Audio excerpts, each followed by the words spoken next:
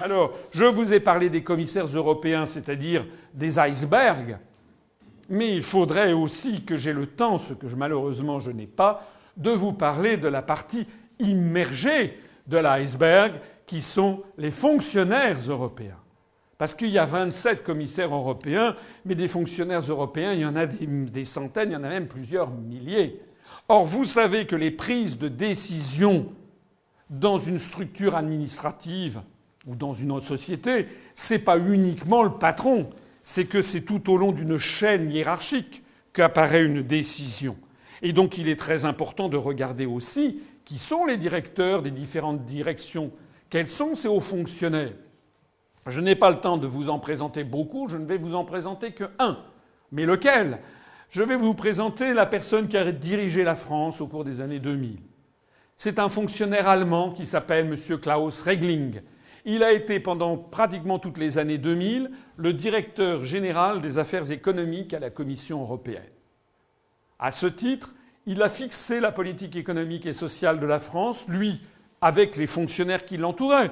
Il y avait peut-être une secrétaire française, un cadre luxembourgeois, un autre cadre qui était espagnol, un autre polonais. C'est probable. Donc je ne veux pas dénoncer le fait spécialement qu'il soit allemand. Je veux simplement vous faire toucher du doigt le processus de fonctionnement.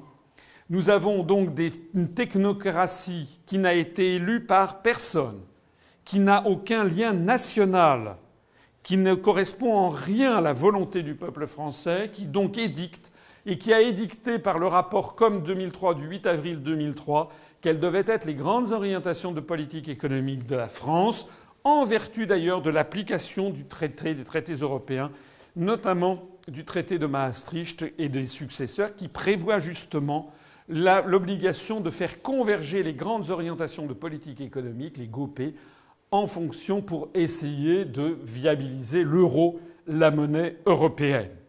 Donc qu'est-ce qu'avait décidé M. Regling dans ce rapport en 2003 ? Premièrement, abaisser le déficit public français sous la barre de 3% du PIB. Vous vous rappelez, on nous a bassinés avec ça pendant des années, jusqu'à ce qu'en 2008, il y ait la crise économique et financière d'un seul coup.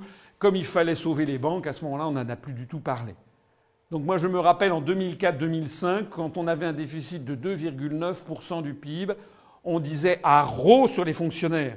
Paraît-il que c'était les fonctionnaires français qui ne fichaient rien et qui vivaient de façon sardanapalesque dans des espèces de palais des mille et une nuits. C'était les ministères français. Et puis, à partir du moment où il y a eu la crise financière, alors là, d'un seul coup, on n'a plus du tout parlé. On est passé de 2,9 à 3, 3,5, 4, 4,5, 5, 5,5, 6, 6,5, 7, 7,5, 8, 8,5%. On est arrivé à 8,5% de déficit. Monsieur Sarkozy, en l'espace de 5 ans, a endetté la France de pratiquement 600 milliards d'euros. Jamais, depuis Vercingétorix, nous avions eu quelqu'un qui avait endetté la France d'une telle montagne de dettes en si peu de temps. Il s'agissait de sauver les banques. Le deuxième point qui avait été défini, c'était réduire le coût de la main-d'œuvre, notamment pour les bas salaires, allant de pair avec le troisième point, réformer le marché du travail en simplifiant la protection de l'emploi et en imposant des schémas d'emploi et de carrière plus flexibles. Alors ça, c'est la langue de bois européiste. Comme il y avait une langue de bois soviétique, il y a une langue de bois européiste. Donc ça veut dire quoi ? Qu'est-ce que ça veut dire, à votre avis, simplifier la protection de l'emploi ? Ça veut dire qu'on peut foutre les gens à la porte du jour au lendemain. C'était l'esprit même, d'ailleurs, du contrat première embauche. Vous savez, le CPE de Villepin, il y avait 2 millions de personnes qui étaient descendues dans les rues.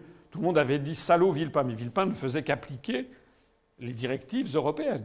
Ce que d'ailleurs est un scandale.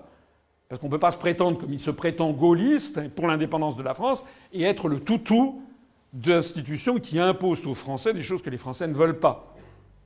Mais ça va très loin, parce que, bien entendu, tout ceci s'applique encore. Donc, quel que soit le président de la République française, que ce soit un président UMP ou socialiste, il est obligé de simplifier la protection de l'emploi par notre appartenance à l'Union européenne et à nos traités. obligé d'avoir des schémas de carrière plus flexibles, obligé de réduire le coût de la main-d'œuvre, notamment pour les bas salaires. C'est merveilleux cette phrase, enfin merveilleux. Merveilleux de scandale. Il faut réduire le coût de la main-d'œuvre, notamment pour les bas salaires. Ça veut dire quoi? Ça veut dire que les gens qui gagnent peu, il faut qu'ils gagnent encore moins. C'est ça que ça veut dire. Ça veut dire quoi? Ça veut dire qu'on va avoir des contrats de travail moins longs. Vous avez vu que M. Fillon, vers la fin du gouvernement Fillon, M. Fillon avait dit qu'on réfléchissait à des contrats de travail de 8 heures par semaine.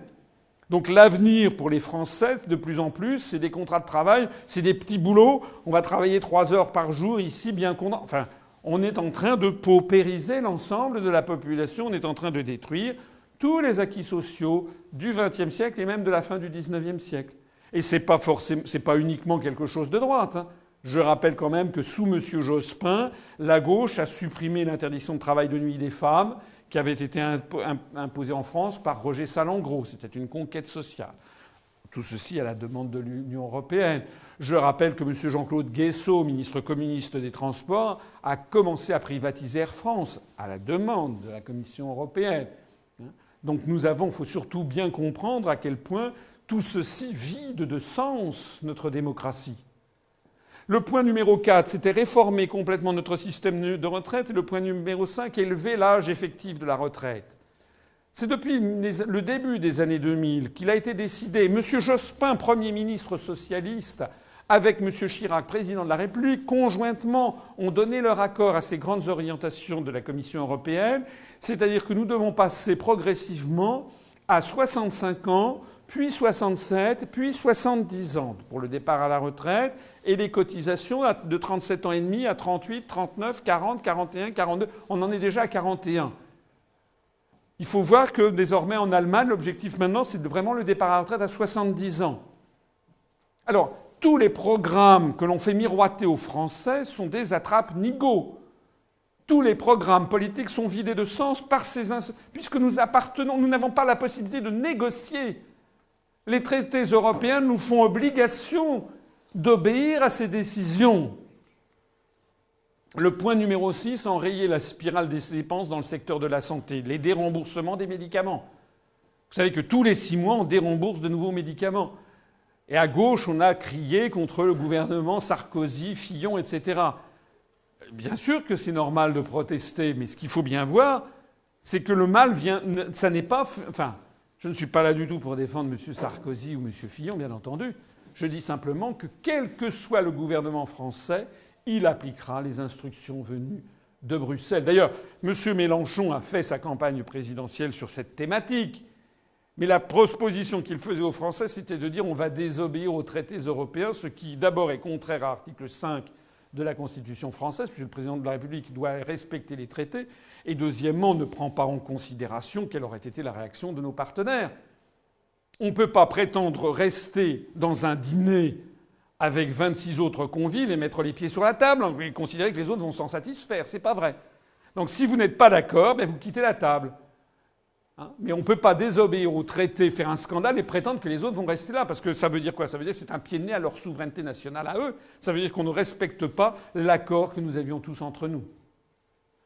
Le point numéro 7, mettre en concurrence les marchés de l'énergie, notamment gaz et électricité. C'est ce qu'a fait d'ailleurs le gouvernement Fillon début 2010 en ouvrant le marché du gaz à Goldman Sachs et à JP Morgan, ce qui est un véritable scandale, puisque Goldman Sachs et JP Morgan se fichent éperdument de la qualité de service public.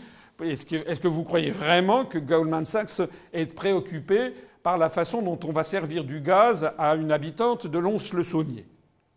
La réponse est non. Ils ne sont là que pour dégager le maximum de cash.